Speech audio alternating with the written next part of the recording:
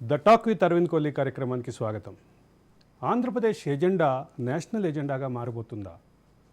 జాతీయ రాజకీయాల్లో ఆంధ్రప్రదేశ్ ఎన్డీఏ కూటమిలో భాగస్వామ్య పక్షాలైనటువంటి జనసేన, అదే సందర్భంలో తెలుగుదేశం కీలక పక్షాలుగా మారబోతున్నాయా? రాష్ట్ర మంత్రివర్గంలో ఎన్డీఏ భాగస్వామ్య పక్షాలైనటువంటి 3 పార్టీలు ఉండబోతున్నాయా? కేంద్రంలో 3 పార్టీల పాత్ర ఉండబోతోంది. వీటన్నిటితో పాటు సుదీర్ఘకాలంగా పెండింగ్లో ఉన్న ఆంధ్రప్రదేశ్ పరిష్కృత అపరిష్కృత అంశాలు మరోసారి దేశ రాజకీయాల్లో కీలకం కాబోతున్నాయా? దేశ ఎజెండాలో కీలకం కాబోతున్నాయా? 2014 ఆంధ్రప్రదేశ్ పునర్వ్యవస్థీకరణ చట్టం, ఆ చట్టం అమలులో ఉన్నటువంటి పెండింగ్ అంశాలు మరోసారి కీలక చర్చలోకి రాబోతున్నాయా?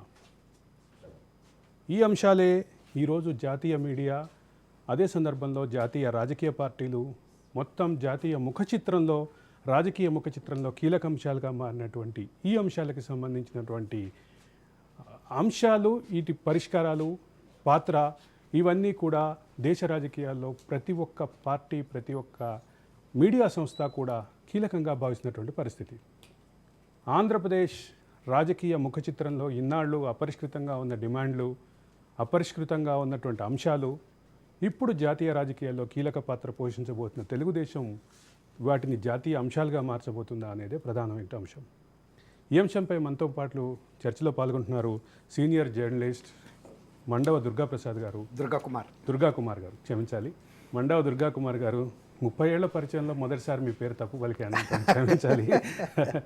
మండవ దుర్గాకుమార్ గారు. అలాగే మరి కాసేపట్లో మనతో జాయిన్ అవ్వబోతున్నారు దామోదర్ ప్రసాద్ గారు, సీనియర్ జర్నలిస్ట్, ఎనలిస్ట్. ఇక వేల్పూర్ శ్రీనివాస్ గారు, ఎనలిస్ట్. దుర్గాకుమార్ గారు, శ్రీనివాస్ గారు స్వాగతం. నమస్తే అండి. శ్రీనివాస్ గారు, మీతోటే మొదలు పెడతాను. శ్రీనివాస్ గారు, కొంచెం మీ ఫేస్ మీద లైటింగ్ ఉంటే బాగుంటుంది, ఎందుకంటే డార్క్లో కనిపిస్తున్నారు. శ్రీనివాస్ గారు, ఒక ప్రధానమైన అంశం మీతోటి మాట్లాడి తర్వాత మీ దగ్గరికి వస్తాను. ఈలోపు మీరు ఆ లైట్ సమస్యను సాల్వ్ చేసుకోండి. శ్రీనివాస్ గారు, జాతీయ రాజకీయాల్లో కీలక పాత్ర పోషించే అవకాశం మరోసారి తెలుగుదేశం పార్టీకి వచ్చింది. ఆంధ్రప్రదేశ్ రాష్ట్రలో ఒక కీలక అధికారంలోకి రాబోతున్నటువంటి పార్టీకి వచ్చింది. ఈ నేపథ్యంలో ఆంధ్రప్రదేశ్లో ఎజెండాలో ఉన్నటువంటి అంశాలు, ఒక పక్క పోలవరం కానీ, ప్రత్యేక హోదా కానీ, కడప స్టీల్ ఫ్యాక్టరీ కానీ, విశాఖ ఉక్కు కానీ, అదే సందర్భంలో రైల్వే జోన్ కానీ, ఇవన్నిటిలో ముఖ్యమైనది హోదాకు సంబంధించిన అంశం. ఇది ఏ రకంగా ప్రభావం చూపబోతోంది జాతీయ రాజకీయాల్లో అనేది ఇప్పుడు పొత్తులు మరింత బలపడటానికి ఈ అంశమే కీలకంగా మారిందనేటటువంటి చర్చ అయితే జాతీయ రాజకీయాల్లో ఉంది. దీని గురించి మీరేమంటారు? డెఫినెట్గా తెలుగుదేశం పార్టీ, జనసేన, బీజేపీ పొత్తులో ఇవాళ 164 సీట్లు ఇక్కడ రావటం, అదేవిధంగా కేంద్రంలో కూడా 21 ఎంపీలు రావటం, అది నిజంగా కూడా ఆంధ్రప్రదేశ్కి శుభసూచకం అని చెప్పాలి. ఇలాంటి పరిస్థితుల్లో మరి కేంద్రంలో ఏర్పడబోయేటువంటి ఎన్డీఏ గవర్నమెంట్ లో తెలుగుదేశం పార్టీ చాలా కీలకమైనటువంటి రోల్ తీసుకుంటుంది. ఇది ఆంధ్రప్రదేశ్ అభివృద్ధికి 100% ఉపయోగపడుతుంది. మీరు చెప్పినట్టుగా ప్రత్యేక హోదా కానీ, అదేవిధంగా పోలవరం మరి కంప్లీట్ అవటంలో కానీ, వైజాగ్ రైల్వే జోన్ కానీ, ఇవన్నీ కూడా మరి ఇవాళ మరి మనకి ఆంధ్రప్రదేశ్ ప్రజల యొక్క కోరిక నెరవేరేటువంటి పరిస్థితులు స్పష్టంగా కనపడుతున్నాయి అన్నమాట. ఈ అవకాశాన్ని తెలుగుదేశం పార్టీ గతంలో కూడా వాజ్పేయి గారు ఉన్నప్పుడు కూడా మరి ఆ రోజు కూడా కీలకమైనటువంటి రోల్ ప్లే చేసింది. మరలా ఈ రోజు అవకాశం వచ్చింది కాబట్టి చంద్రబాబు నాయుడు గారి యొక్క సీనియారిటీ కానీ, అదేవిధంగా మరి జనసేనలో ఉన్న పవన్ కళ్యాణ్ గారు కానీ, బీజేపీలో ఉన్నటువంటి వాళ్ళు మన ఎంపీస్ కానీ అందరూ కూడా రాష్ట్రం కోసం అందరూ కూడా కలిసికట్టుగా రాష్ట్రానికి కేంద్ర ప్రభుత్వం నుంచి రావాల్సినటువంటి ఏదైతే మనం అక్కడి నుంచి ఉన్నటువంటి పెండింగ్ ఉన్నటువంటి విభజన చట్టంలో ఉన్నటువంటి పెండింగ్ ఉన్నటువంటి అనేక ఇష్యూస్ పరిష్కారం అవటానికి చాలా స్పష్టంగా మనకు కనపడుతుంది. డెఫినెట్ గా చంద్రబాబు నాయుడు గారు దాన్ని సాధించగలనేటువంటి నమ్మకం అయితే ఆంధ్రప్రదేశ్ ప్రజల్లో చాలా స్పష్టంగా కనపడుతుంది. వాళ్ళ దామోదర్ ప్రసాద్ గారు, స్వాగతం డిబేట్కి. దామోదర్ ప్రసాద్ గారు, am I audible to you? Durga Kumar గారు, ఇప్పుడు జాతీయ రాజకీయ ఎజెండాలోకి ప్రధాన అంశంగా వచ్చినటువంటి ఎన్డీఏ కూటమి అధికారం క్రమంలో యూపీఏ కూటమి యొక్క సంఖ్య పెరగటం కూడా, అదే సందర్భంలో గణనీయమైనటువంటి స్థానాలు సాధించి ఆంధ్రప్రదేశ్ ప్రతినిధులు చాలా కీలకమైనటువంటి పాత్ర పోషించబోతున్నారు అనేది క్లియర్. ఈ నేపథ్యంలో ఆంధ్రప్రదేశ్కి సంబంధించినటువంటి పెండింగ్ అంశాలు ఏ రకంగా ప్రభావం చూపబోతున్నాయి, ఏ రకంగా సాధన దిశగా వెళ్ళబోతున్నాయి? ఒకవైపు అయితే అంటే పదవుల కంటే కూడా ముఖ్యమైనటువంటి పాత్ర ప్రత్యేక హోదా పోషించబోతుందంటూ వార్తలు వస్తున్నాయి. దీని మీద మీరేమంటారు? ఇది ఒక రకంగా ఆంధ్రప్రదేశ్కి 5 సంవత్సరాల తర్వాత పట్టిన అదృష్టం, ఒక సువర్ణ అక్షరాలతో రాయగలిగిన ఒక అధ్యాయం కూడా అండి. గతంలో చంద్రబాబు నాయుడు గారు కేంద్ర ప్రభుత్వంలో ఎలాంటి కీలకమైన భూమిక 2 సార్లు పోషించారు. ఎన్టీ రామారావు గారి టైంలో, విపి సింగ్ టైంలో, అలాగే వాజ్పేయి గారు ప్రైమ్ మినిస్టర్గా ఉన్నప్పుడు కూడా చాలా కీలకమైన, అంటే భారత రాష్ట్రపతి లాంటి అంశాలను కూడా నిర్ణయించగలిగిన స్థితిలో వీళ్ళు ఉన్నారు. ఆ రోజుల్లో ప్రధానమంత్రి పోస్టుల ఆఫర్ వచ్చినా కూడా వీళ్ళు సున్నితంగా తిరస్కరించి, మేము రాష్ట్ర ప్రయోజనాల కోసం ఏర్పడిన పార్టీ కాబట్టి మేము కేంద్రంలోకి పెద్దగా రాము, కానీ మా మద్దతు ఉంటుంది, మా సహాయం ఎప్పుడు ఉంటుంది అన్నట్టుగా వాళ్ళు గౌరవమైన పాత్ర పోషించారు. అదే సమయంలో కేంద్ర మంత్రివర్గాల్లో కూడా వీళ్ళు పనిచేశారు. ఆంధ్రప్రదేశ్ మంత్రులు ఎక్కడా కూడా చిన్న మచ్చ లేకుండా తర్వాత రాష్ట్ర ప్రయోజనాలను సాధించడంలో కూడా కీలకంగా వ్యవహరించారు. ఆ రోజు ఆంధ్రప్రదేశ్ ప్రజలు ఒక గుర్తుల కాలం నాటి పరిస్థితి, గత 5 సంవత్సరాల నుంచి ఎటువంటి సమస్య కూడా పరిష్కరించలేని స్థితిలో ఆంధ్రప్రదేశ్ వెళ్ళింది. దానికి కారణం ఆంధ్రప్రదేశ్ ప్రజలు చేసిన చిన్న పొరపాటు. ఒక ముఖ్యమంత్రి ఎంపికలో వాళ్ళు ఆయన్ని నమ్మి, ఒక గతంలో 2014కి 19కి చంద్రబాబు నాయుడు గారు చేసిన కన్నా కూడా మంచి పరిపాలన అందిస్తాడు, అభివృద్ధి సాధిస్తాడు, యువకుడు రాజశేఖర్ రెడ్డి గారు అబ్బాయి విజయం గారు వచ్చారు అనే ఒక దీంతో, ఒక సానుభూతితో ఈయన్ని ఎన్నుకున్నందుకు ఎంత ఇబ్బందులు పడాలో అంత, కనీసం అభివృద్ధి పక్కన పెట్టండి, ప్రజల మాన ప్రాణ రక్షణ కూడా లేని పరిస్థితిని ఎదుర్కొన్నారు. అది ఈయన జగన్మోహన్ రెడ్డి గారు అధికారంలోకి వచ్చిన మొదటి రోజు నుంచి కూడా వాళ్ళు ఈ విధమైన వేదనలో పడ్డారు, కానీ ఏమీ చేయలేరు. అప్పటికి వీళ్ళు ఓట్లు వేయటం అయిపోయింది, ఆయన ముఖ్యమంత్రి కూడా అవటం అయిపోయింది. ఇక 5 సంవత్సరాలు ఎంత వేదంతో వేచి ఉండటం తప్ప చేయగలిగిన పరిస్థితి లేదు. ఆయన రాష్ట్రం గురించి మాట్లాడటానికి ఆయనకి పెద్ద ఇంట్రెస్ట్ లేదు. ఎందుకంటే స్వయంగా ఆయన విపరీతంగా ముఖ్యమంత్రి కుమారుడిగా, ఆయన సాటు తండ్రి సాటు బిడ్డగానే ఒక 50,000 కోట్ల పైన ఆస్తులు సంపాదించి, అక్రమ ఆస్తుల మీద కేసులు పడి అవన్నీ కూడా జప్తులో ఉండి, తను కాపాడుకోవాలంటే ఈ ముఖ్యమంత్రి పదవి అనేది చాలా అవసరం కాబట్టి ప్రజల్ని వేడుకున్నాడు, నాకు ఒక్కసారి అవకాశం ఉండి ఒక్కసారి. అది ఆంధ్రప్రదేశ్ ప్రజలను ఉద్ధరించడానికి కాదు, రాష్ట్రాన్ని అభివృద్ధి. చాలా కాలం తర్వాత ఆంధ్రప్రదేశ్ యొక్క డిమాండ్లు అనేవి జాతీయ రాజకీయంలో కీలక పాత్ర పోషించబోతున్నాయి అనేది క్లియర్. అదే నేపథ్యంలో ఈ నెంబర్ గేమ్లో ఒకవైపు ఎన్డీఏ కూటమి సీట్లు తగ్గటం, మరోపక్క ఇండియా కూటమి యొక్క సీట్లు పెరగటం, అదే సందర్భంలో కీలకమైనటువంటి పాత్ర పోషించే అవకాశం తెలుగుదేశానికి రావటం, వీటన్నిటి నేపథ్యంలో తెలుగుదేశం యొక్క డిమాండ్ ప్రధానంగా హోదా మీదే ఉందనేటటువంటి వార్తలు వస్తున్నాయి. హోదా కంటే ఏది ముఖ్యం కాదు, హోదానే ఇవ్వాలి అనేటటువంటి అంశం మీద పట్టుబడుతున్నారు అనేటటువంటి వార్తలు వస్తున్నాయి. దీన్ని మీరు ఎట్లా చూస్తారు? ఇప్పుడు నిజానికి అది చాలా ముఖ్యమైన అంశం అండి. రాష్ట్రంలో ప్రత్యేక హోదా వస్తే కనుక రాష్ట్రం ఒక లోటు బడ్జెట్లో విడిపోయింది. తర్వాత అత్యధిక ఆదాయం ఇచ్చే హైదరాబాద్ క్యాపిటల్ కోల్పోయింది. క్యాపిటల్ కోల్పోయిన రాష్ట్రంగా క్యాపిటల్ ఏర్పాటు చేసుకోవటం అనేది చాలా కష్టం. ఇప్పుడు మామూలుగా గ్రామీణ భాషలో చెప్పాలంటే, అన్నదమ్ములు విడిపోతే ఇల్లు వచ్చిన అన్నదమ్ముడికి ఏమో అడ్వాంటేజ్ ఉంటుంది, ఇల్లు రాని తమ్ముడు ఇల్లు కట్టుకోవటం అంటే మళ్ళీ ఒక పునర్జన్మ ఎత్తినట్టు. అలా ఆంధ్రప్రదేశ్ రాష్ట్రం ఒక రాజధానిని నిర్మించుకోవటం అనేది దానికి శక్తికి మించిన అంశం. దురదృష్టవశాత్తు 5 సంవత్సరాల్లోనేమో ఆయన బాగా చేసినప్పటికీ కూడా 2019లో వచ్చిన ముఖ్యమంత్రి సడన్గా అకస్మాత్తుగా దాన్ని రాజధాని కాదని చెప్పి ఆపేసి, రాజధానిలో ఉన్న రోడ్లని, పైపుల్ని, వైర్లని కూడా అక్కడి నుంచి తొలగించుకెళ్ళిపోయిన పరిస్థితి. ఎవరన్నా భూమిలో పాతిన పైపుల్ని కానీ, లేకపోతే ఎలక్ట్రిక్ వైర్లు కానీ రోడ్లను తవ్వుకెళ్ళిపోమని ప్రభుత్వమే, అంటే ఇంటి పెద్ద దొంగ అయినప్పుడు ఎవడో కాపాడగలుగుతాడు ఆ ఇంటిని. అలాగే రాష్ట్ర రాజధానిని కూడా దోసుకు తినడానికి వీళ్ళు దోసుకోమని చెప్పారు. ఇప్పుడు ఈయన ఈ 5 సంవత్సరాల్లో తన మీద ఉన్న కేసుల దృష్ట్యా రాష్ట్ర ప్రయోజనాల గురించి కేంద్రం ముందు చిన్న మాట కూడా ప్రస్తావించలేని ఒక దుస్థితిలో పడ్డాడు. దాని మూలన నష్టపోయింది రాష్ట్ర ప్రజలు, లాభపడింది జగన్మోహన్ రెడ్డి గారు. ఎందుకంటే అవి 10 ఏళ్ల నుంచి 12 ఏళ్ల నుంచి ఆ కేసులు పక్కన పడిపోయినాయి. ఇంతవరకు అవి విచారణకి రావట్లేదు. ఈయన బెయిల్ కూడా రద్దు కూడా చేయించలేని పరిస్థితి. కారణం లేకుండా తన చేతిలో ఉన్న సిఐడితో మాజీ ముఖ్యమంత్రి చంద్రబాబు నాయుడు గారిని అరెస్ట్ చేయించగలిగాడు. కానీ అదే తను అన్ని కేసుల్లో ముద్దాయిగా ఉండి దేశంలోనే ఆర్థిక నేరాల్లో అత్యధిక స్థాయిలో ఉన్న వ్యక్తి తను అరెస్ట్ చేయించకుండా తప్పించుకోవడానికి ప్రజలు ఇచ్చిన అధికారాన్ని యుద్ధాల్లో వాడతారు చూసారా, షీల్డ్ ఏమంటారు, కవచం లాగా వాడుకున్నాడు ఆయన.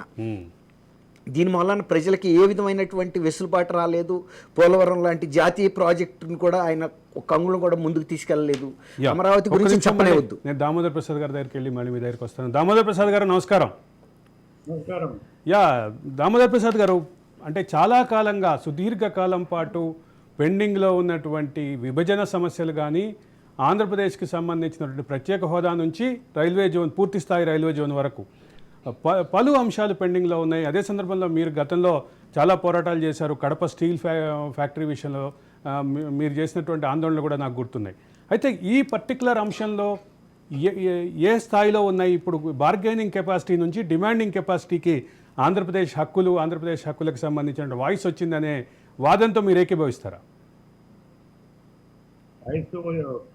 మనకు బలం, ఎందుకంటే మోడీ లేదా భారతీయ జనతా పార్టీకి 240 ఒక 60 స్థానాలు తక్కువ ఉన్నటువంటి పరిస్థితుల్లో ప్రధానంగా మన తెలుగు రాష్ట్రం పైన ఆధారపడినటువంటి వ్యక్తుల కోసం ఆధారపడినటువంటి పరిస్థితి భారతీయ జనతా పార్టీకి, మోడీ గారికి ఉన్నది. అదే సమయంలో ఇంకోటి కూడా గుర్తుపెట్టుకోవాలి, మరో అతి పెద్ద రాష్ట్రమైన వెనుకబడిన రాష్ట్రం బీహార్ కూడా 13 కోట్ల జనాభా కలిగింది. వాళ్ళు కూడా చాలా వాళ్ళు కూడా ఈ ప్రత్యేక హోదా డిమాండ్ చేస్తూనే ఉన్నారు. అందువల్ల ఈ ఇద్దరు ప్రధానమైన మద్దతుదారులుగా ఉన్నారు. ఇప్పుడు మూడవసారి ప్రధానమంత్రిగా నరేంద్ర మోడీ గారు లేదా భారతీయ జనతా పార్టీ పొరుగు తీరడానికి వీళ్ళే ప్రధానమైన శక్తులుగా, సోదర శక్తులుగా ప్రాణవాయువు అందించే వాళ్ళుగా ఉన్నట్టు మాట నిజం. అయితే ఈ ప్రత్యేక హోదా ముగిసిన అధ్యాయం అని చెప్పి గతంలో వాళ్ళకు పండగ మొండిగా చెప్పినటువంటి ప్రధానమంత్రి మారిన పరిస్థితుల్లో లేదా భారతీయ జనతా పార్టీ కొంత సడలింపు, పట్టు విడుపులతో కూడిన వైఖరి అవలంబిస్తే తప్ప మనకు ఈ ప్రత్యేక హోదా వస్తున్నది కొంత సందేహాస్పదంగా ఉంది. రాష్ట్రం అభివృద్ధి ఉండాలంటే ఎన్ని విధాల ఆర్థికంగా చితికిపోయినటువంటి పరిస్థితి. రాజధాని నిర్మిస్తూ ఉన్నటువంటి రాజధాని ఆగిపోయి నిర్మాణాలు చాలా విధ్వంసం జరిగినటువంటి పరిస్థితి మనం చూస్తాం. అక్కడ రాజధాని రైతులు కానీ, మహిళలు కానీ చాలా ఉధృతమైనటువంటి భూములు ఇచ్చినట్టు రైతులు, ముఖ్యంగా మహిళలను అయితే వాళ్ళపై జరిగినటువంటి దాష్టీకాలు, దుర్మార్గాలు చెప్పనలువి కానటువంటి పరిస్థితి ఉంది. కాబట్టి అలాంటి పరిస్థితుల్లో, ఒక సంక్లిష్టమైన పరిస్థితుల్లో ఇప్పుడు కొత్త ప్రభుత్వం కొలువు తీరుతూ ఉన్నది.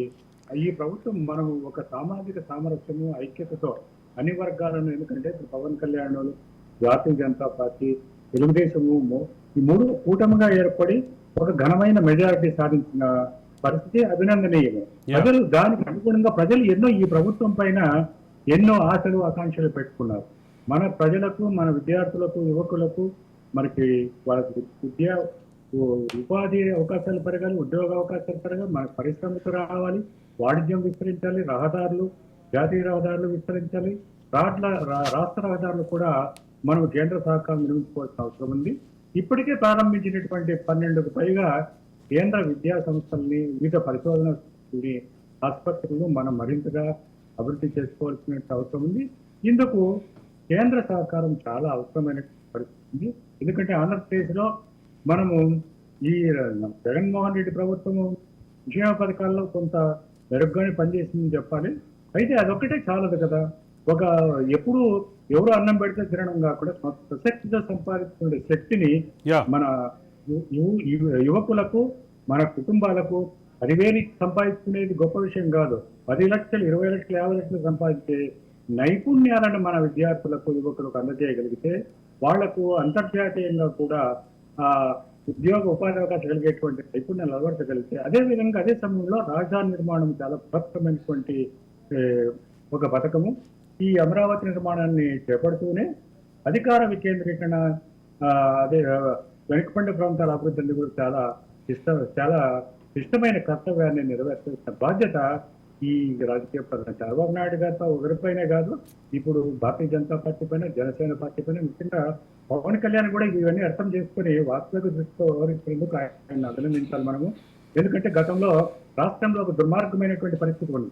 కులాల వైషమ్యాన్ని రెచ్చగొట్టడము, తద్వారా ఐక్యతను దెబ్బతీయడం అనేది ఇక ఆధునిక 21వ శతాబ్దంలో ఎంత మాత్రం సరైంది కాదు. మనమందరూ కూడా ఏ సామాజిక వర్గమైనా, ఏ కులమైనా, ఏ ప్రాంతమైనా అందరూ ఏకోన్ముఖంగా మనం ఒక వాస్తవాన్ని మన 53లో జరిగినట్టు విభజనలో కూడా మన మద్రాసు నగరాన్ని, చెన్నై నగరాన్ని మనం కోల్పోయినాం. ఆ విధంగా నష్టపోయినాం మనం. కాబట్టి హైదరాబాద్కి వస్తే మళ్ళీ ఇలా జరిగింది వివిధ కారణాల వల్ల. ఇప్పుడు సొంతంగా ఈ రకమైనటువంటి అనైక్యతను కాకుండా ఒక పూర్తి స్థాయి ఐక్యతతో సామాజిక సామరస్యాన్ని అన్ని వర్గాలు ఏకోన్ముఖంగా ఈ రాష్ట్ర పునర్నిర్మాణ కర్తవ్యాన్ని నిర్వహించాల్సి ఉంది.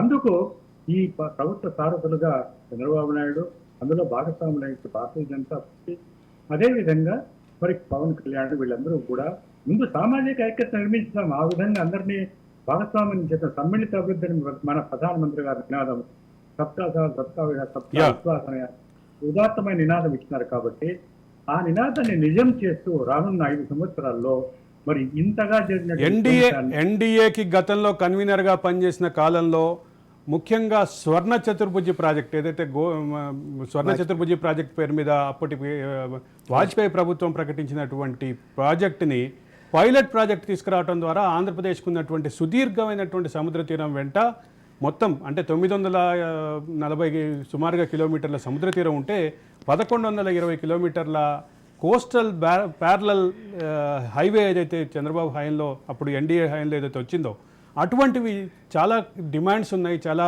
అంశాలు పెండింగ్లో ఉన్నాయి. ఒకసారి నేను ఇప్పుడు ఆంధ్రప్రదేశ్ తరఫున మాట్లాడవలసినటువంటి కొన్ని అంశాలని నేను లిస్ట్ అవుట్ చేశాను. మొదటిది రాజధాని, ఆ తర్వాత ఎస్సీజెడ్లు, ప్రత్యేకమైనటువంటి స్పెషల్ ఎకనామిక్ జోన్స్ పేరిట ప్రత్యేకమైనటువంటి అభివృద్ధి కొన్ని ప్రాంతాలను ఐడెంటిఫై చేసి పనిచేయాలి. అలాగే కేంద్ర సంస్థలు, మీరు అన్నట్లుగా కేంద్ర సంస్థలు కొన్ని ప్రారంభమైనాయి, కొన్ని పైప్ లైన్లో ఉన్నాయి, కొన్ని గత ప్రభుత్వం స్థలం ఇవ్వని కారణంగా వెనక్కి వెళ్ళిపోయినటువంటి పరిస్థితి ఉంది. అట్లాగే స్పెషల్ స్టేటస్, ఇది చాలా కీలకంగా ఉంది. స్పెషల్ స్టేటస్ చుట్టూ చాలా రాజకీయాలు జరిగినాయి. గతంలో 2019లో 3 పార్టీలు విడిపోవడానికి కూడా అదే కారణమైనటువంటి పరిస్థితి ఉంది. ఇక అట్లాగే ఇండస్ట్రియల్ ప్యాకేజ్, ఇండస్ట్రియల్ ఇన్సెంటివ్స్ అనేటటువంటి అంశం కూడా చాలా కీలకమైనటువంటిది. అట్లాగే రైల్వే జోన్ అనేది పూర్తి స్థాయి రైల్వే జోన్ అనే డిమాండ్ ఏదైతే ఉందో ఆ రైల్వే జోన్ డిమాండ్ అట్లాగే ఉంది. అట్లాగే JNNRM పథకం కింద, అంటే అర్బన్ డెవలప్మెంట్ మినిస్ట్రీ కింద రావాల్సినటువంటి ప్రత్యేకమైనటువంటి ప్యాకేజీకి సంబంధించి ఇది గతంలో వెంకయ్యనాయుడు ఉన్నప్పుడు కొంత ఇనిషియేటివ్ జరిగింది, అది ఆగిపోయింది అనేటటువంటి అంశం ఉంది. ఇక అన్నిటికంటే ముఖ్యంగా 2014 ఆంధ్రప్రదేశ్ పునర్వ్యవస్థీకరణ చట్టంలో ప్రధానమైనటువంటి అంశంగా ఉన్నటువంటి కడప స్టీల్ ప్లాంట్. ఇన్ని డిమాండ్స్ ఉన్నాయి. ఇన్ని డిమాండ్స్కి సంబంధించి ఇవి కాకుండా ఇంకేమన్నా మీ దృష్టిలో ఉంటే చెప్పండి. నాకు గుర్తున్నంత వరకు నేను రాశాను. ఆంధ్రప్రదేశ్ పునర్విభజన చట్టంలో పేర్కొన్న 9-10 షెడ్యూల్లో ఉన్నటువంటి ఆస్తుల పంపకము, ఆ విభజన ఇప్పటికైనా 10 ఏళ్ల తర్వాత, ఇప్పుడు మనకు 10 ఏళ్ల పాటు హైదరాబాద్ ఉమ్మడి రాజధాని ఉండే వెసులుబాటు అప్పుడు కాంగ్రెస్ ప్రభుత్వం, మన్మోహన్ సింగ్ ప్రభుత్వం కల్పించింది.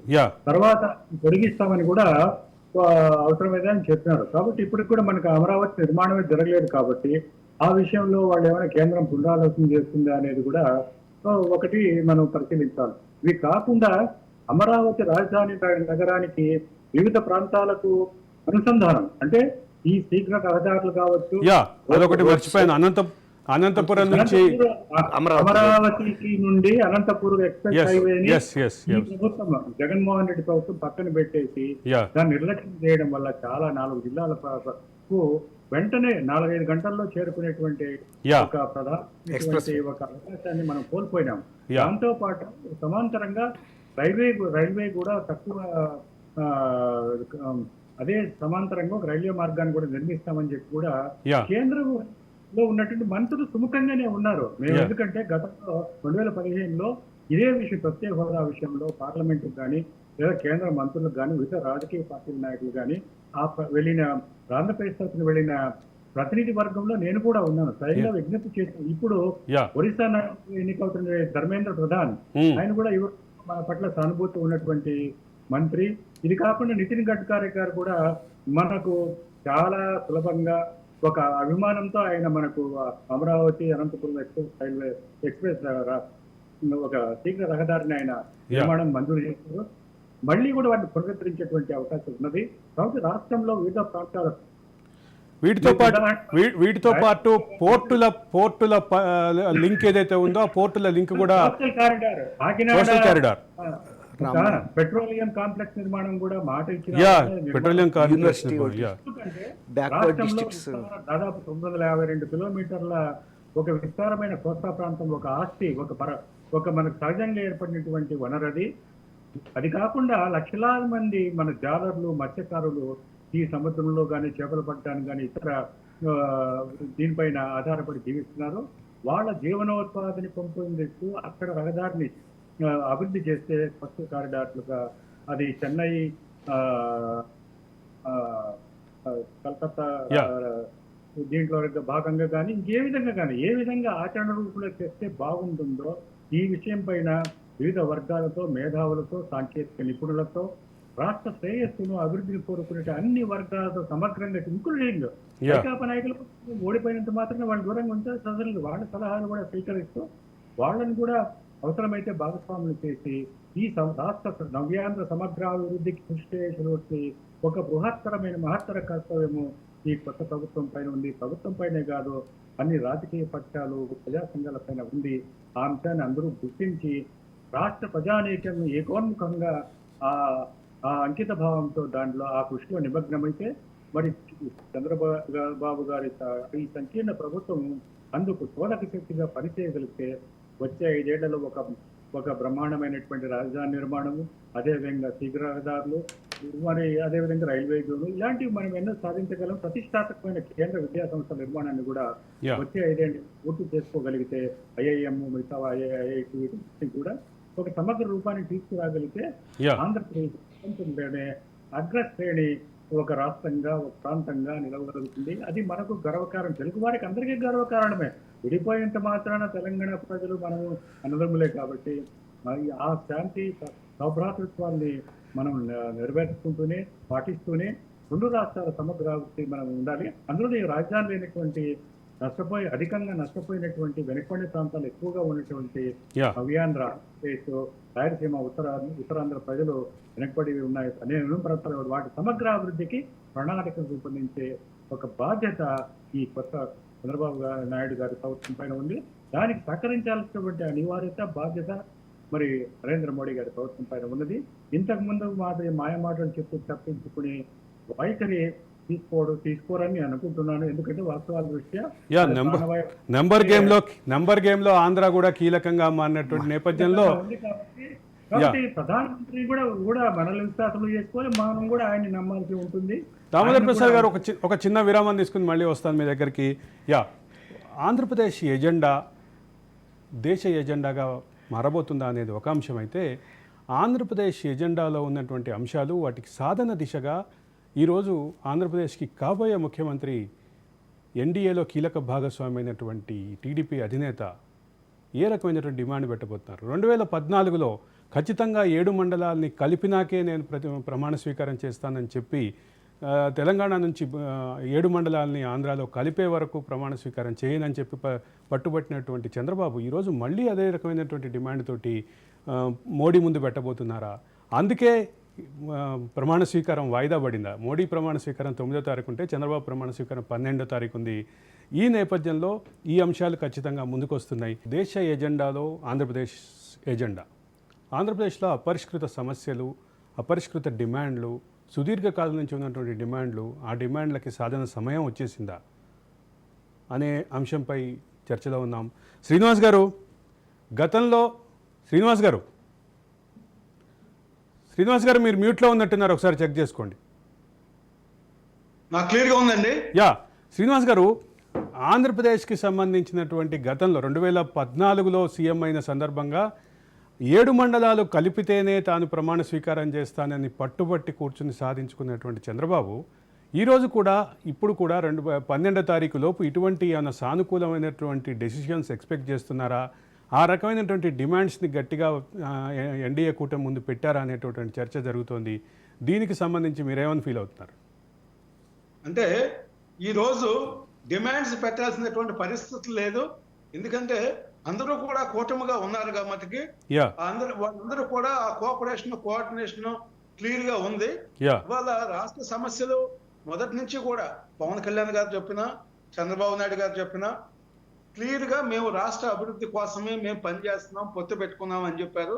అందువల్ల ఆంధ్రప్రదేశ్ అభివృద్ధి కోసం ఎక్కడా కూడా రాజీ పడాల్సినటువంటి పరిస్థితి చంద్రబాబు నాయుడు గారికి కానీ అదేవిధంగా పవన్ కళ్యాణ్ గారికి కానీ లేదు. అదేవిధంగా కేంద్ర ప్రభుత్వం కూడా ఈ జగన్మోహన్ రెడ్డి గారు 5 సంవత్సరాల్లో ఏ విధంగా 10 లక్షల కోట్ల అప్పులు తీసుకుని మొత్తం రాష్ట్రాన్ని అప్పులమయం చేశారో ఇవన్నీ కూడా కేంద్ర ప్రభుత్వం ప్రత్యక్ష సాక్షిగా ఉన్న విషయం కూడా మనకు తెలుసు ఇవాళ. మరి ఇలాంటి పరిస్థితుల్లో ఆంధ్రప్రదేశ్ పట్ల ఒక ప్రత్యేకమైనటువంటి చొరవ తీసుకోవాల్సినటువంటి బాధ్యత ప్రధానమంత్రిగా రేపు మనకి ప్రమాణ స్వీకారం చేయబోతున్నటువంటి మోడీ గారి మీద ఉంది. దీనికి మనం ప్రత్యేకించి డెడ్ లైన్ పెడతాం కానీ డిమాండ్స్ కానీ అని అనాల్సినటువంటి పని లేదు. ఎందుకంటే వాళ్ళందరూ కూడా అంటే ఇక్కడ జాతీయ మీడియాలో చర్చనీయాంశంగా ఉన్నటువంటి ఒక అంశం అయితే నేను ఖచ్చితంగా మీ ముందుకు తీసుకొస్తున్నాను.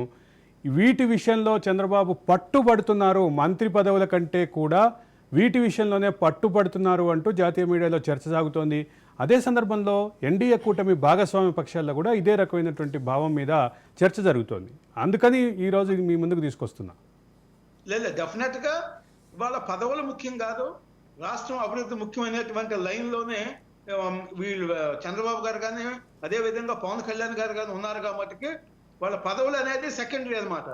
ఫస్ట్ రాష్ట్రాన్ని డెవలప్మెంట్ చేసుకోవాలంటే రాష్ట్రానికి ఏదైతే పెండింగ్ ఉన్నాయో గతంలో జగన్మోహన్ రెడ్డి గారు పూర్తిగా నిర్లక్ష్యం చేసి ఈ కేవలం ఆయన సొంత ఎజెండా కోసం పనిచేయటం వల్ల జగన్మోహన్ రెడ్డి గారు వాళ్ళ రాష్ట్రం అన్ని రంగాల్లో కూడా వెనకబడినటువంటి పరిస్థితుల్లో చంద్రబాబు నాయుడు గారు చొరవ తీసుకుని రేపు డెఫినెట్ గా ఆంధ్రప్రదేశ్ కు రావాల్సినటువంటి అన్ని సమస్యలు ఇవాళ లేదా 1-2 సమస్యలు కాదు, అంటే ఈ 2 రోజుల్లో పరిష్కారం అయ్యే కాదు అన్ని విషయాల్లో.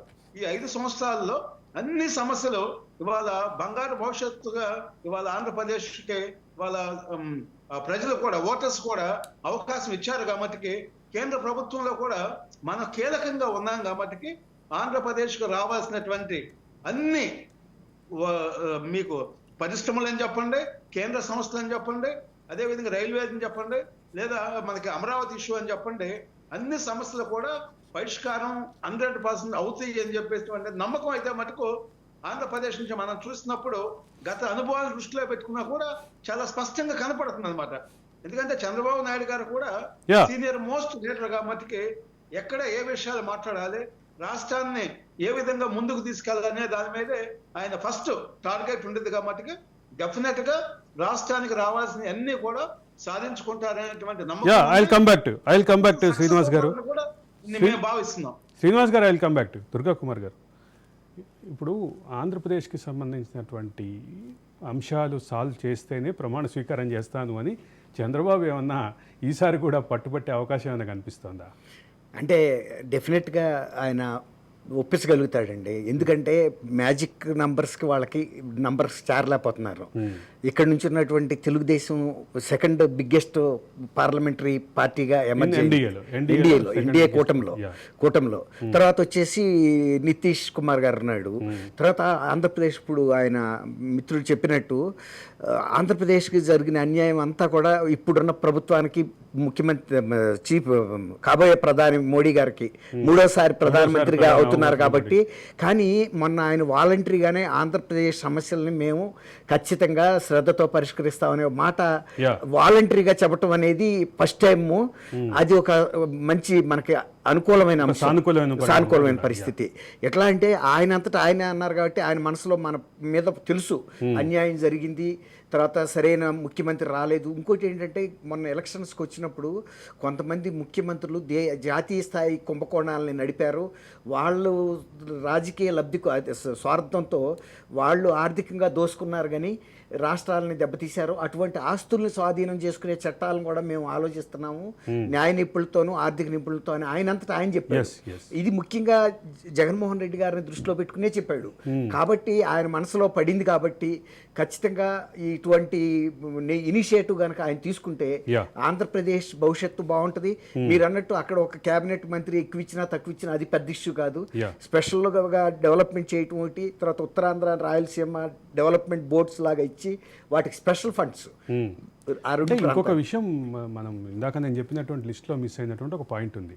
7 వెనకబడినటువంటి జిల్లాలు అంటే ఉమ్మడి జిల్లాలు, ఇప్పుడు 13 జిల్లాల్లో 7 వెనకబడినటువంటి జిల్లాలు ఏవైతే ఉన్నాయో వాటికి 350 కోట్లు కేటాయించాలి అని ఆల్రెడీ విభజన చట్టంలో అది ఆగిపోయినాయి అనేటటువంటి అంశం కూడా ప్రధానంగా చర్చలో ఉంది.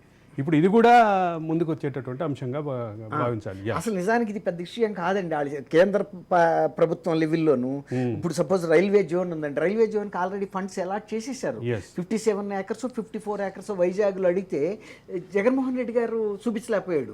భూ కబ్జాలు చేయడానికి 100 ఎకరాలు దొరుకుతున్నాయి కానీ రైల్వే జోన్ లాంటి ప్రతిష్టాత్మకమైన ప్రాజెక్ట్కి ఇవ్వడానికి ఆయనకి దొరకదు. ప్రతిష్టాత్మక ప్రాజెక్టే కాకుండా ఆంధ్రప్రదేశ్ ప్రజలకి సెంటిమెంట్ గా మారిన ప్రాజెక్ట్ అది. హామీ చట్టంలో ఉంది, విభజన చట్టంలో ఉంది. కాబట్టి అది 54 ఎకరాలు చంద్రబాబు నాయుడు గారు లాంటి ఒక రీసోర్స్ పర్సన్కి అది పెద్ద ఇష్యూ కాదు. వెంటనే విత్ ఇన్ 1 month లో కూడా ఆయన జీవో పాస్ చేసి అలాట్ చేసి సర్వే చేసి హ్యాండ్ ఓవర్ చేసేస్తారు. రైల్వే జోన్ పెద్ద ఇష్యూ కాదు. అంతకన్నా పెద్ద ఇష్యూస్ ఏంటంటే మీరు అన్నట్టు కడప స్టీల్ ప్లాంట్ కానివ్వండి, పోలవరం, అమరావతి, ఇవి మెయిన్. అమరావతి అర్ధంతరంగా ఆపేసాడు ఈయన, అది మెయిన్. అసలు అట్లాంటి మెయిన్ ప్రాజెక్ట్ శ్రీ సిటీకే అనేక కంపెనీలు ఏదైతే వచ్చినాయో అటువంటి స్పెషల్ ఎకనామిక్ జోన్స్ రావాల్సిన అవసరం ఉంది అనేది ప్రధానంగా. అంటే ఒక ఇంటిగ్రేటెడ్ డెవలప్మెంట్కి ఇది ఒక ప్రధానమైన అంశం. అదే సందర్భంలో ఇండస్ట్రియల్ ఇన్సెంటివ్స్ కూడా ప్రధానమైన అంశం అంటూ ఒక రకమైనటువంటి డిమాండ్స్, ఒక రకమైన ఇందాక దామోదర్ ప్రసాద్ గారు చెప్పినట్లుగా ఆ రకమైనటువంటి మేధావులు కూడా కొంతమంది ఆ ఇనిషియేటివ్ తీసుకున్నటువంటి పరిస్థితి ఉంది. సీ పోర్టుల విషయంలో కూడా, ఎందుకంటే మనకున్న రీసోర్సెస్ అది మెయిన్గా ఆ కోస్ట్ లైన్ ఎక్కువ ఉంది కాబట్టి గుజరాత్ లాగా మనం కూడా ఎక్కువ ఈ పోర్టులను కనుక డెవలప్ చేసుకుంటే మన కళ్ళ ముందు వచ్చినటువంటి ట్యూటికోరన్ పోర్టు ఈరోజు ట్యూటికోరన్ పోర్టు చాలా బిజియెస్ట్ పోర్టుగా మారినటువంటి పరిస్థితి. దామోదర్ ప్రసాద్ గారు, కోస్టల్ విషయంలో కూడా మీరు గతంలో కూడా అనేక సందర్భాల్లో మనం మాట్లాడుకున్నప్పుడు కూడా దాని చర్చ వచ్చింది. కోస్టల్ కారిడారు అదే సందర్భంలో అంటే ఒక పక్క డ్రెడ్జింగ్ కార్పొరేషన్ కానీ, ఒక పక్క షిప్పింగ్ కార్పొరేషన్ కానీ, పోర్ట్ ట్రస్ట్లు కానీ ఇవన్నీ రావాల్సిన అవసరం ఉంది. అదే సందర్భంలో కార్గో బేస్డ్ అంటే ఐసీడీలు రావాల్సిన అవసరం ఉంది. ఇది ఒక ఇంటిగ్రేటెడ్ డెవలప్మెంట్ కావాల్సినటువంటి అంశం రాజకీయ కారణాలతోటి ఆగిపోయింది అనేది ప్రధానంగా మనం గతంలో కూడా అనేక సందర్భాల్లో మాట్లాడుకున్నాం. ఇప్పుడు ఇదొక మంచి రైట్ టైం అని భావించాలి కదా సార్. దామోదర్ ప్రసాద్ గారు, మీరు మ్యూట్లో ఉన్నారు. యా, ఇప్పుడు వినిపిస్తున్నట్టుంది చూడండి. మ్యూట్లోనే ఉన్నారు, ఒకసారి చూడండి.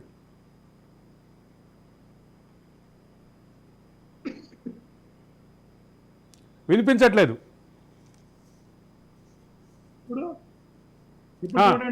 ఇప్పుడు వినిపిస్తుంది, చెప్పండి. ఒక్క వివరణ ఏమిటంటే ఆంధ్రప్రదేశ్ తెలంగాణ అప్పుడు అంటే మద్రాసు నుంచి విడిపడిన ఆంధ్రప్రదేశ్ కానీ 53లో 56 ఉమ్మడి ఆంధ్రప్రదేశ్ ఏర్పడినప్పుడు ఉన్నటువంటి ఏ ప్రాంతాలైతే ఒక ఉమ్మడి రాష్ట్రంగా ఏర్పడిన వాస్తవాన్ని చరిత్రలో మర్చిపోకూడదు. ఎందుకంటే వీళ్ళు చెప్తున్న 3 మండలాలు అనేవి భద్రాచలంతో సహా తూర్పు గోదావరి జిల్లాలో ఒక భాగం. ఆ వాస్తవాన్ని మర్చిపోయి తెలియకుండా అదేదో తెలంగాణకు చెందినటువంటి మండలాలని ఆంధ్రప్రదేశ్ కొట్టేసింది, వీళ్ళు ఎవరు మాట్లాడదని ఈ మధ్య ఈ ప్రాంతీయ విద్వేషాలు వచ్చిపెట్టేవాళ్ళు మళ్ళీ ఒక ప్రయత్నం అయితే చేస్తున్నారు. అది వాస్తవం నిజం కాదు. అది తూర్పుగోదావరి జిల్లాలో భాగంగా ఉన్నటువంటి భద్రాచలం కావచ్చు, లేదా ఈ 7 మండలాలు కానీ ఖమ్మం జిల్లాను ఏర్పాటు చేసినప్పుడు ఆ జిల్లాలో పరిపాలనా సౌలభ్యం కోసమని అక్కడ చేర్చారు. ఓకే. ఆ విషయాన్ని మన నేను ఆ విషయంలో చర్చకెళ్లే కంటే ప్రధానంగా ఈ రోజు చర్చ కాదు, ఎందుకంటే ఇక్కడ అపోహలు ఉన్నాయి తెలంగాణలో. అది నిజం కాదనే విషయాన్ని మనము గుర్తుపెట్టుకోవాలి. అంటే రాయలసీమ మన గండికోట రాజ్యాన్ని పైన దాడి చేయడానికి కాజేసిన వాళ్ళు కూడా కుతుబ్ షాహీలే. కాబట్టి మనమంతా ఇంకా చాలా రోజులుగా ఉన్నాము, మధ్యలో విడిపోతున్నాము, వేరు వేరు రాజ్యాలు వాళ్ళు ఆక్రమించినారు, ఇవన్నీ వాస్తవాలు. దీన్ని దృష్టిలో పెట్టుకొని దానిపైన వివాదము అవసరము లేదు మనకు. ఇప్పుడు 2014లోనే దాన్ని పరిష్కరించినారు. కాబట్టి మన దృష్టి అంతా ఇప్పుడు కేంద్ర ప్రభుత్వ గరిష్ట సహకారంతో రాష్ట్రంలో మీరు అన్నట్లు కొత్త కారిడార్ నిర్మాణం కావచ్చు, కొత్తగా రామాయపట్నం కావచ్చు, లేదా ఒక ప్రధాన రేవుపట్నం నిర్మాణం కావచ్చు. దుగ్గరాజపట్నం, రామాయపట్నం ఆల్రెడీ డిమాండ్స్ ఉన్నాయి, దానికి సంబంధించి కొంత ప్రోగ్రెస్ అయ్యి ఆగి ఉంది. వాటికి వెనుకబడిన ప్రాంతాల అభివృద్ధి, అక్కడ నీటిపారుదల సౌకర్యాల లేదా ప్రాజెక్టులను సాధ్యమైన త్వరగా వచ్చే 5 ఏళ్లలోగా అయినా పూర్తి చేయడం ఒకటి. ఇది చాలా కీలకమైనటువంటి. మరొకటి పోలవరాన్ని మన నవ్యాంధ్రకు జీవనాడైనటువంటి పోలవరాన్ని చాలా నిర్లక్ష్యం చేసినారు, ఎక్కడున్న అన్నట్లు పడేసినారు. కాబట్టి కేంద్ర ప్రభుత్వం చొరవ తీసుకొని ప్రధానమంత్రి గారు కూడా ఆ ప్రాజెక్టును ఎందుకంటే వీళ్ళు కాంగ్రెస్ మీద ఎంత వ్యతిరేకత ఉన్నా, నెహ్రూ గారి మీద ఎంత వ్యతిరేకత ఉన్నా, నెహ్రూ గారి తొలి భారత ప్రధాని ఆయన నాగార్జున సాగర్ లాంటి బ్రాహ్మణంగల్ లాంటి ప్రాజెక్టులు ఆధునిక దేవాలయాలు అన్నారు. ఆధునిక దేవాలయాలు కాబట్టి ఎందుకంటే మన ఆంధ్రప్రదేశ్ కావచ్చు, లేదా అప్పుడు ఇంకో విషయం కూడా మనం దృష్టిలో పెట్టుకోవాలి. తొలి ముఖ్యమంత్రి సంజీవ్ రెడ్డి గారు ఉమ్మడి ఆంధ్రప్రదేశ్ ఉన్నప్పుడు ఆయన శ్రీరామ్ సాగర్ ప్రాజెక్ట్ కి, నాగార్ సాగర్ కి ఆమోదం, ప్రణాళిక సంఘం ఆమోదం తీసుకొచ్చినారు ఆయన. కాబట్టి నెహ్రూ గారు కూడా వాటికి పూర్తి ఆమోదంలో అమలు చేయడంలో ఆయన ప్రోత్సహించినారు. ప్రభుత్వాలు ఏమైనా, అది భారతీయ జనతా పార్టీ ప్రభుత్వం అయినా, ఇప్పుడు భారతీయ జనతా పార్టీ ప్రభుత్వం అయినా, ఇవి జాతి ఆస్తులు, నీటిపారుదల సౌకర్యాలు, జాతికి అన్నం పెట్టేటువంటివి.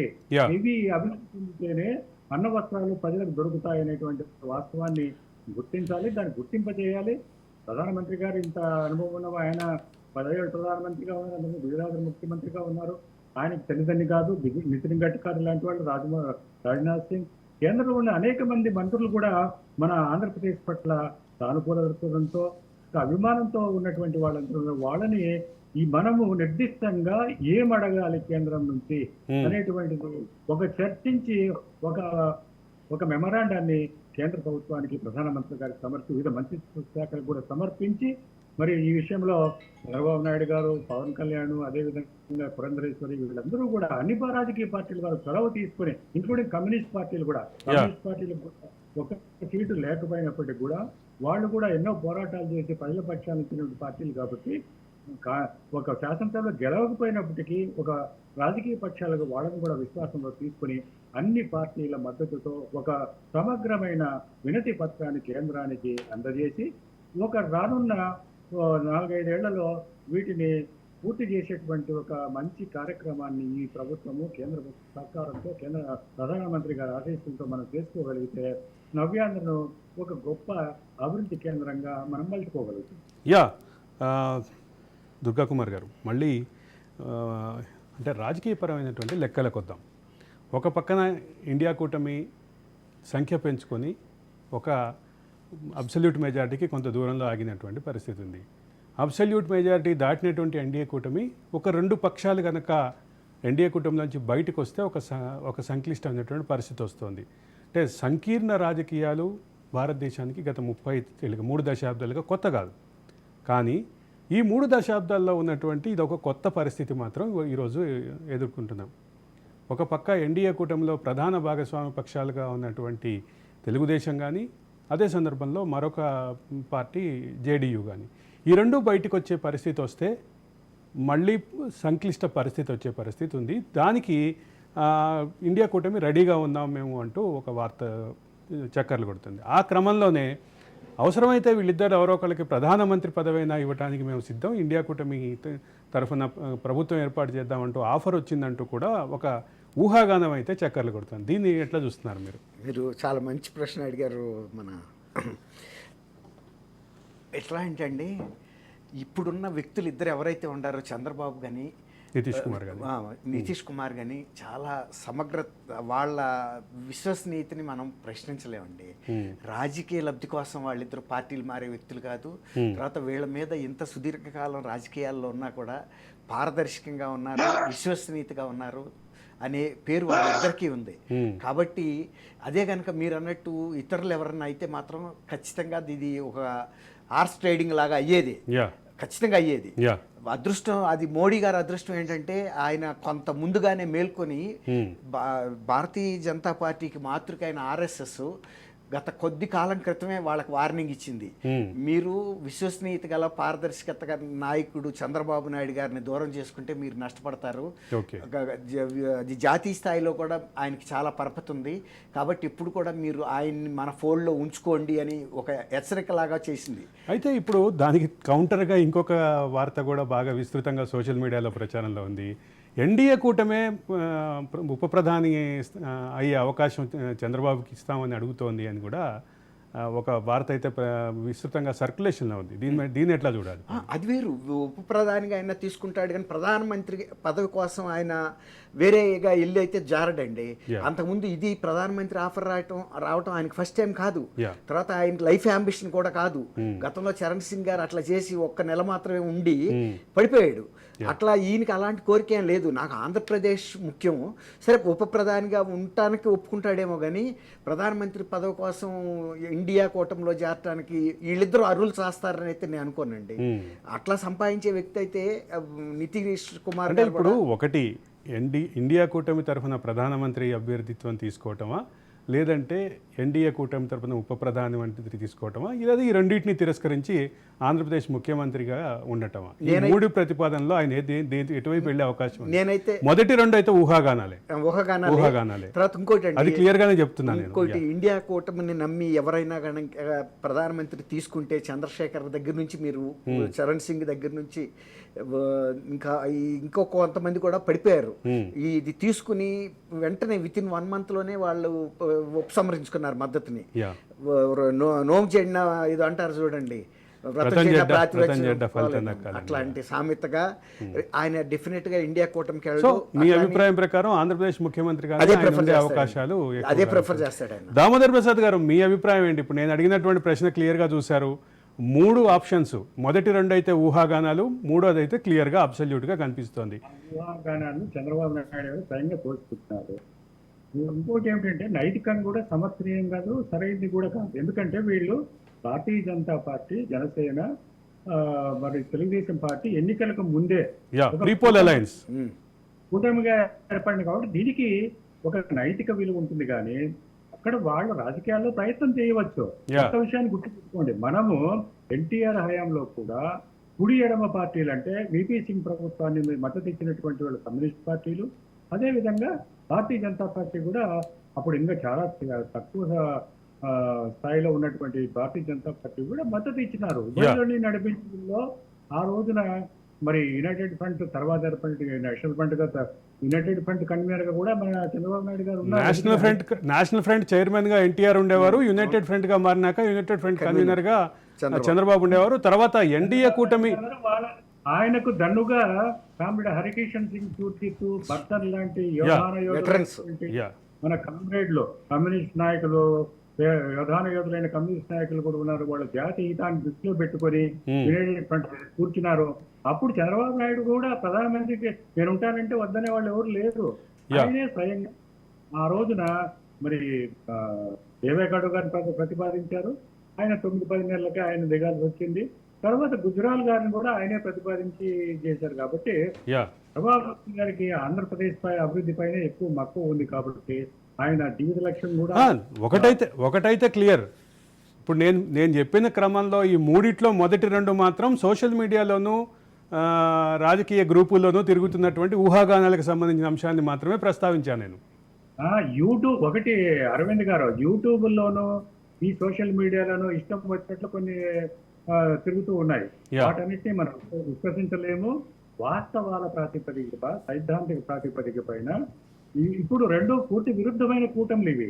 కాబట్టి ఎన్నికలకు ముందు ఏర్పడినటువంటి ఈ ఎన్డీఏ కూటమి, జాతీయ ప్రజాస్వామ్య కూటమిలో తెలుగుదేశం కావచ్చు, జనసేన కావచ్చు, వీళ్ళు భాగస్వాములుగా ఉన్నారు, ఎన్నికలకు గెలిచారు. వాళ్ళ మద్దతుతోనే ఈ రోజు కేంద్రంలో కీలకమైనటువంటి నరేంద్ర మోడీ గారు 3వసారి ప్రధానమంత్రిగా కొలువు తీరబోతున్నారు. కాబట్టి ఈ సందర్భంలో భారతీయ జనతా పార్టీ నాయకులు కానీ, ఉత్తరాది నాయకులు కానీ వాళ్ళు ఒక విషయాన్ని గుర్తించుకోవాలి. ఇప్పుడు ఇంత సంక్లిష్ట సమయంలో అండగా నిలిచినటువంటి ఆంధ్రప్రదేశ్ దక్షిణాదికి వాళ్ళు అండగా ఉండాలి. అసంపూర్తిగా గతంలో ఇచ్చిన హామీలను అమలు చేసి వాటిని పరిపూర్తి చేస్తేనే జనంలో మీ విశ్వసనీయత పెరుగుతుంది, మరింత మద్దతు చేకూర్చుకోగలుగుతారు అనే వాస్తవాన్ని వాళ్ళు మన కమలనాథులు గుర్తించాలి. ప్రధానమంత్రి గారు కూడా ఆ విషయం తెలుసు. ఆయన ఇంకా మరింతగా ఆయన్ని ఈ విషయం పైన గుర్తింపు చేయడానికి మన నాయకులు ప్రయత్నం చేస్తే తప్పకుండా ఆయన ఈసారి మారిన మనిషిగా మనకు అన్ని విధాలా సహకరిస్తారని నేను భావిస్తా ఉన్నాను. శ్రీనివాస్ గారు, ఈ ఊహాగానాలు అదే సందర్భంలో క్లియర్గా ఉన్నటువంటి మూడో ఆప్షన్ అయినటువంటి ఆంధ్రప్రదేశ్ ముఖ్యమంత్రి పదవి, ఈ మూడిట్లో ఏ రకమైనటువంటి డైరెక్షన్లో చంద్రబాబు వెళ్ళే అవకాశం ఉంది? చంద్రబాబుని దగ్గరగా చూసినటువంటి వ్యక్తిగా మీరేమంటారు? సార్, ఇప్పుడు చంద్రబాబు నాయుడు గారికి గతంలో కూడా ప్రధానమంత్రిగా కూడా అవకాశాలు వచ్చినాయి. కానీ చంద్రబాబు